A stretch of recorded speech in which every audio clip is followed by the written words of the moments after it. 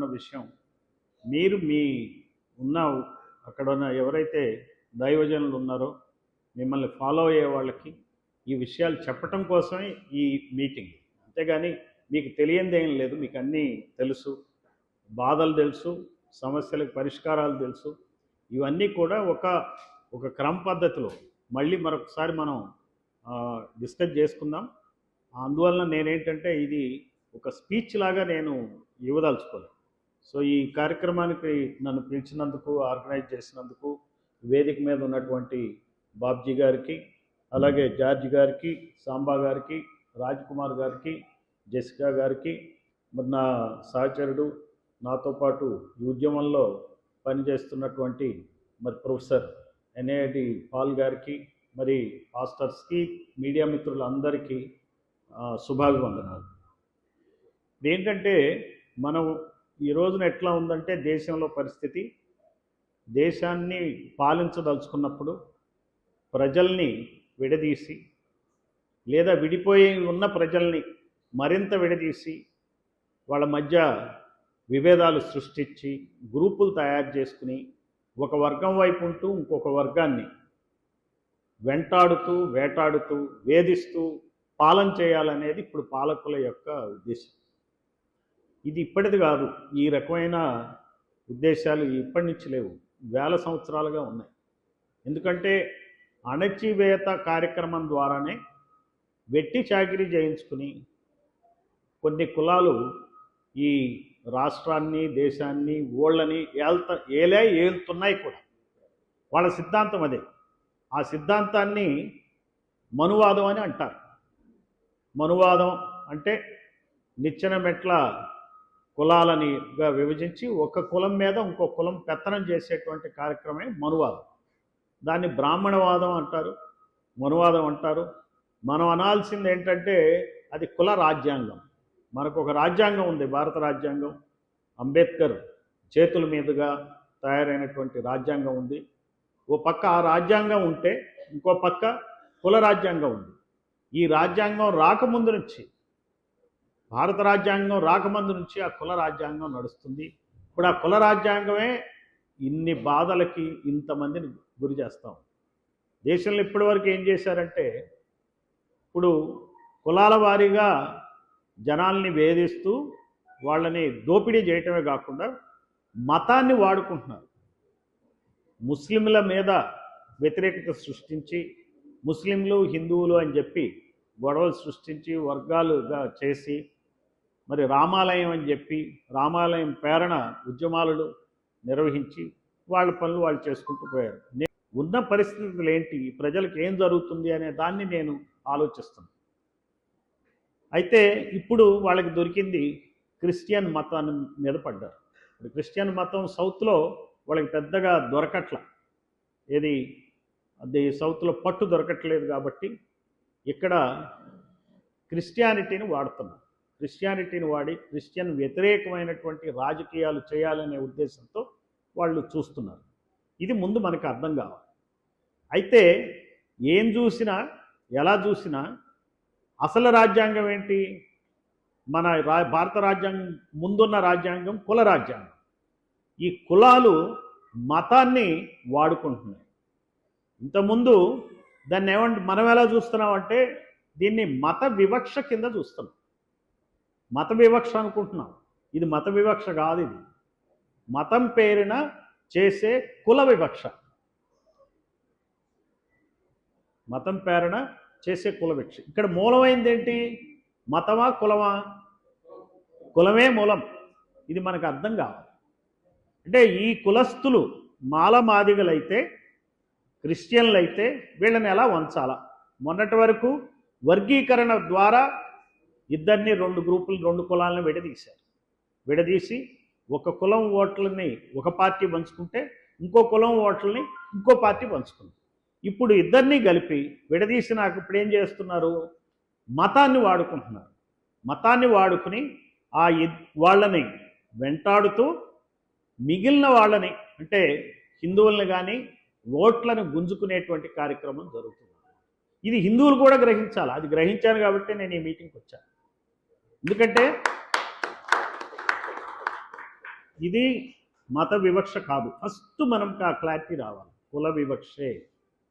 మనల్ని ఎప్పుడు వేధిస్తారు, ఇప్పుడు కాదు, తరతరాలుగా మనల్ని వేధిస్తూనే ఉన్నారు అనేది మనకి ముందు క్లారిటీ రావాలి. ఇలా వేధించకూడదని భారత రాజ్యాంగంలో రాసింది. భారత రాజ్యాంగంలో ఏం రాసింది? ఒక పెద్ద కులం అని చిన్న కులం అని, ఒకటి పైన ఒకటి కింద అనేది లేదు, అందరూ సమానమే అని చెప్పి రాసింది భారత రాజ్యాంగం. ఈక్వాలిటీ. ఈక్వాలిటీ అంటే ఏంటి? అంటరానితనం పోవటమే కాదు, అసలు మనిషిగా కూడా వాడు ఈక్వల్. ఆ కులమైనా ఈ కులమైనా సరే మనం అందరం ఈక్వల్. రాజకీయంగా ఈక్వల్, సామాజికంగా ఈక్వల్గా ఉండాలి, ఆర్థికంగా ఈక్వల్గా ఉండాలి. ఆర్థికంగా కూడా మనకి సమానత్వం లేదు ఈ దేశంలో. నిన్ననే ఒక పిఎం పాలెం ఇందాక చెప్తున్నారు కదా మన పాల్ గారు, ఒక స్లమ్ ఏరియాకి వెళ్ళాం, మురికివాడగానే వాళ్ళు చాలా అందంగా పెట్టుకున్నారు. చాలా క్లీన్గా ఉంది. అది మురికివాడ కాదు, అది యాక్చువల్గా పేర్లు మార్చుకోవాల్సిన అవసరం కూడా ఉంది. వాళ్ళు ఉండేది గుడిసెల్లో అయినా రేకు షెడ్యూల్లో అయినా బ్రహ్మాండంగా క్లీన్గా ఉంచుకున్నారు. నాకు చాలా ఆనందం వేసింది. ఏమండి పాల్ గారు, ఎంత క్లీన్ అంటే అంత క్లీన్గా ఉంది, అంత అద్దంలాగా పెట్టుకున్నారు, చాలా సంస్కారంగా ఉన్నారు, చాలా మంచిగా వ్యవహరించారు, చక్కని భాష. అంతా మారిపోతున్నారు ప్రజలు ఆ భాష తీరులో. అది మురికి కాదు వీళ్ళు సిగ్గుపడాలన్నమాట. అట్లాంటి వాళ్ళకి 30 సంవత్సరాలుగా పట్టాలు ఇవ్వనందుకు, ఇళ్ళు కట్టించి ఇవ్వనందుకు వీళ్ళు ప్రభుత్వం సిగ్గుపడాలి, పార్టీలు సిగ్గుపడాలి. ఇక్కడ చంద్రబాబు నాయుడు 4వ సారి ముఖ్యమంత్రి, జగన్మోహన్ రెడ్డి వాళ్ళ ఫాదరు కలిపి 10 సంవత్సరాలు వేయలేరు. అయినా కానీ కాంగ్రెస్ ఏలింది, ఇప్పుడు బీజేపీ వెనక నుండే వెళ్తుంది ఈ రాష్ట్రాన్ని. వాళ్ళు సిగ్గుపడాలి. 100 మందిలో 44 మంది అటువంటి రేకుల షెడ్లో ఉన్నారు, ఇళ్ళు లేకుండా ఉన్నారు, ఇళ్ల పట్టాలు లేకుండా ఉన్నారు. ఏం ప్రభుత్వాలండి? ఇప్పటికి కూడా 100కి 44 మంది అట్లా ఉన్నారంటే ఏమనాలి ఈ ప్రభుత్వాలని? ఆంధ్రప్రదేశ్లో 100కి 36 మందికి అట్లా ఇళ్ళు లేక, ఇళ్ల పట్టాలు లేక బతుకుతున్నారు. 36 మంది. ఈ దేశంలో దాదాపుగా 16 మంది బతుకుతున్నారు. దేశంలో తక్కువ ఎందుకంటే మన దగ్గర పట్టణీకరణ ఎక్కువ, అంటే ఎక్కువ టౌన్స్ డెవలప్ అయినాయి. ఉత్తర భారతదేశంలో పెద్ద అభివృద్ధి ఉండదు. వాళ్ళ అభివృద్ధి అంతా ఈ రాజకీయం చేయటమే వాళ్ళ పని. ఈ కులాన్ని ఆ కులాన్ని వేధించడం తప్పిస్తే వాళ్ళకి అసలు నన్ను అడిగితే పాలనే చేతగా.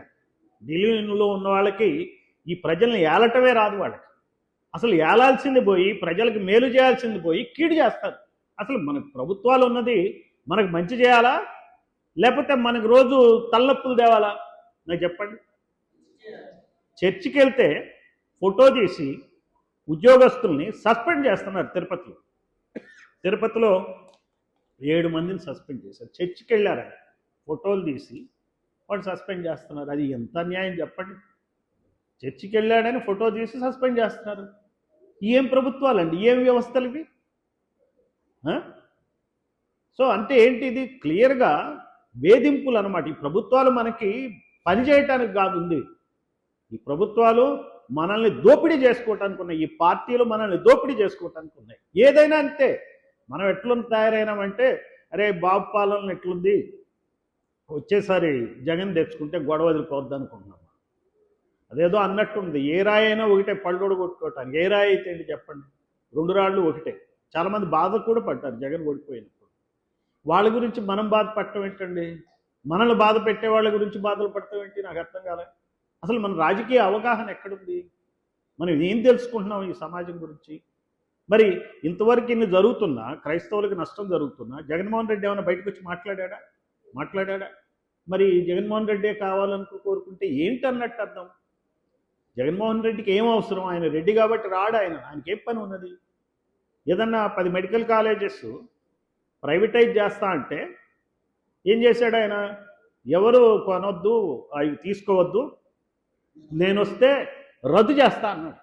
వాడు భయపడిపోయి తీసుకోలే. ఇంకా మంతనాలు సాగుతున్నాయి, వాళ్ళకి బేరాలు కుదరలే. జనరల్గా ఏం చేస్తారంటే ఈ ప్రభుత్వాల్లో పాలక పార్టీ, ప్రతిపక్ష పార్టీ రెండూ కూడా పాలక పార్టీలే. మనం ఏంటనుకుంటున్నామంటే ప్రతిపక్షం అనుకుంటున్నాం. కాదు. వాళ్ళ కమిషన్లు తీసుకుంటే ఓ నియోజకవర్గంలో ఒక రోడ్డు వేశారు అనుకోండి, రోడ్డు 100 కోట్ల ప్రాజెక్ట్ అయితే ఆ ఎమ్మెల్యేకి 10% కమిషన్, అంటే 10 కోట్లు అతనికి 5-6 కోట్లు ఇస్తే 4-5 కోట్లు ఓడిపోయిన ఎమ్మెల్యే ఉంటాడుగా వైసీపీ వాడు, వాడికి ఇస్తారు. ఇది వాళ్ళిద్దరు పంచుకుంటారు. దొంగలు ఊళ్ళు పంచుకున్నట్టు అట్లా పంచుకుంటారు. అంటే పాలకపక్షాలేగా రెండు. ఇంకో ఎమ్మెల్యే బీఎస్పీ నుంచి పోటీ చేసిన ఆయన, ఏబీఎస్పీ నుంచి పోటీ చేసిన ఆయనకి ఎవరు డబ్బులు ఇవ్వరు వాళ్ళు. అందుకనే ఏ పాలక పార్టీలు వాళ్ళ ప్రతిపక్షం లేదు మనకి, రెండు పాలకపక్షాలే. ఇప్పుడు చాలా ఈయనేంటి చక్రం తిప్పుతాడు చంద్రబాబు, బ్రహ్మాండంగా పనిచేస్తాడు అని పేరు కదా, అందరూ అనుకుంటారు, చాణక్యుడు అనుకుంటారు కదా. అలాగే మరి జగన్మోహన్ రెడ్డి సింహంలా ఒక్కడే వస్తాడంటాడు, అవునా కదా? సిద్ధం అన్నాడు కదా, మరి దీనికి ఎందుకు సిద్ధం కావట్లే? ఇది అర్థం చేసుకోవాలి. నాకు వాళ్ళ మీద వ్యక్తిగతమైనటువంటి వ్యతిరేకతతో నేను మాట్లాడట్లా. నేను మాట్లాడేది ఏంటంటే ఎందుకు సఫర్ అవ్వాలి? ఒక మతం తీసుకున్నంత మాత్రాన కులం మారినప్పుడు కులపరమైనటువంటి రక్షణలు ఏమున్నాయో ఆ రక్షణలు ఎందుకు పోవాలి నాకు చెప్పండి. పోకూడదు కదా.